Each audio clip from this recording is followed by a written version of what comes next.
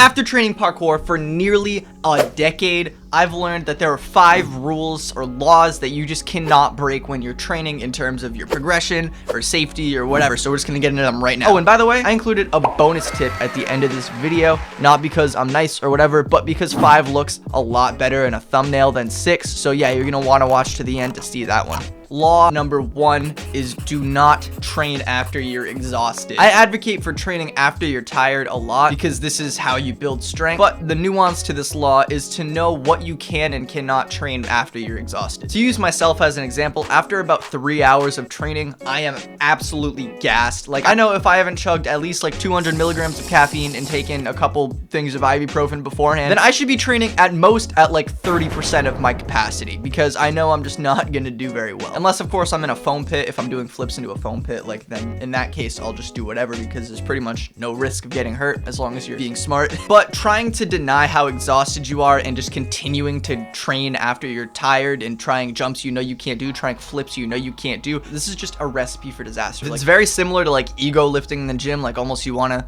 just act like you're better than you are, but it's a really bad idea. And for you, this is most likely to happen when you're training with your friends, if you have friends that do parkour, because they're probably gonna hype you up to do stuff you might not be able to do. And if they keep on training, doing crazy stuff, then you're gonna want to do the same stuff. But it's important to kind of ignore that, you know, peer pressure. Like I said, just like ego lifting, most of the time you only do it when you're around people you want to impress. And on that exact topic, that perfectly leads me into law 2, which is do not succumb to peer pressure. Parkour is a lot more fun when you're with your friends. You got music blasting, you got all your friends around you. If you need to like ask for advice or whatever, need help with the tricks, you got them to hype you up. It's just a perfect environment. In my opinion, it's the best place to do tricking or parkour or whatever. And by the way, when I say parkour, I mean like free running and parkour and kind of just flips in general, because I think all of these rules can apply to every single one of them in some way. But yeah, having friends to hype you up to do a trick is absolutely great. Like it's pushed me to do a lot of flips I otherwise wouldn't have done. Like I did double backflip a little while ago. I just made a short about it, but the comments got disabled because, you know, YouTube sucks, but whatever. I wouldn't have done that double backflip if I didn't have people there hyping me up to do it. Like, I would have bitched out of it, but I ended up doing it and I knew I was able to do it, so it was perfect. The problem is when hyping up goes a little too far. Like, say you really want to get that line of just multiple people doing the same flip and your friends try to encourage you to do something maybe you can't do. There's absolutely a difference between if you're working towards a trick and you know you can do it and your friends are hyping you up to do it just because you're being a bitch. In that case, no, it's perfectly fine. I understand. You should definitely succumb to peer pressure in that case, because if you're not trying new stuff, even when you've trained it in a gym, then that's how you prevent your own progression. And that's what prevented my progression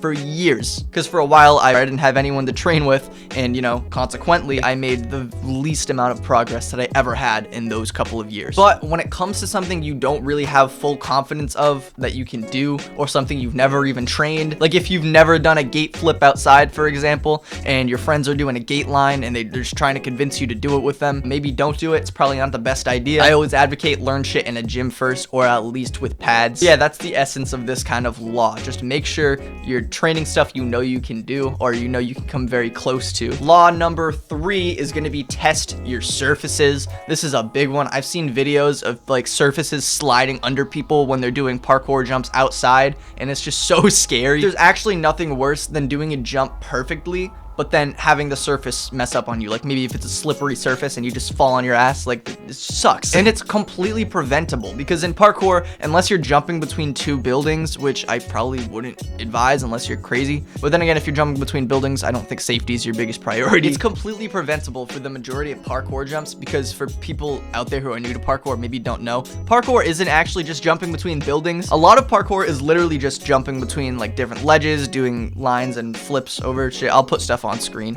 A lot of it incorporates like railings and like staircases, different interesting like architectural environments, stuff like that. The people you see online flipping between buildings, climbing up buildings, it is technically parkour, but the 99.9% of parkour like practitioners are not jumping between rooftops, you know? Basically, what I'm trying to say with this law is test your damn surfaces if you don't want to end up on fail army for something completely preventable. And on the topic of jumping between things, always land on the balls of your feet. balls. In parkour, when you're jumping between objects, you should always be landing on the edge of the object on the balls of your feet. Like when you land on a surface from a big jump, a tall jump, it's a lot of pressure on your knees and your ankles. So if you land on the balls of your feet, you'll be able to absorb more of the impacts, as well as, you know, bending your knees with it. I can probably make a whole video about how to absorb large impacts. I don't even know if I have already. There's a chance I might have. I've definitely mentioned it before, but yeah, landing on the balls of your feet is a much safer way to land, for the exact same reason that walking on your tippy toes is quieter than stomping on your heels, you know? Your heels are a lot more likely to break if you take too big of an impact, and it's just gonna hurt a lot more. You're not gonna be able to train for as long, and at the end of the day, longevity is what we want in our training. You don't wanna, you know, wake up the next day with like a fractured heel or something when it's completely preventable. Law number 5 is no knees. When you're climbing on top of something, there's absolutely no excuse to be using your knees to get on top of the object, or elbows. This is just seen as bad form, and it's not only because it looks stupid. By the way, it absolutely does look stupid. Like if you don't perfect your climb ups, you're basically gonna look like you don't know what you're doing. So, you know,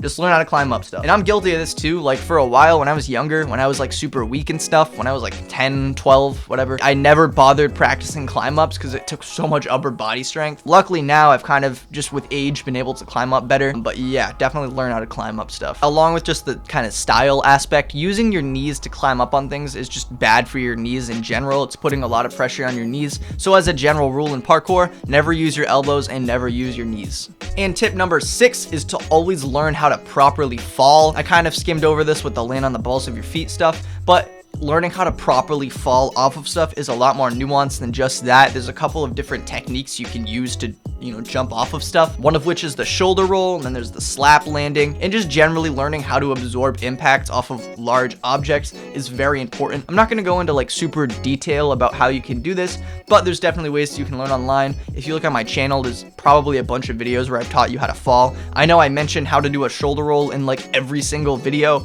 to the point that I've got like 4 or 5 files of just other people doing shoulder rolls for variety, because I don't want it to be just like the same video every single time. Just go on any video on my channel. I've taught shoulder roll constantly.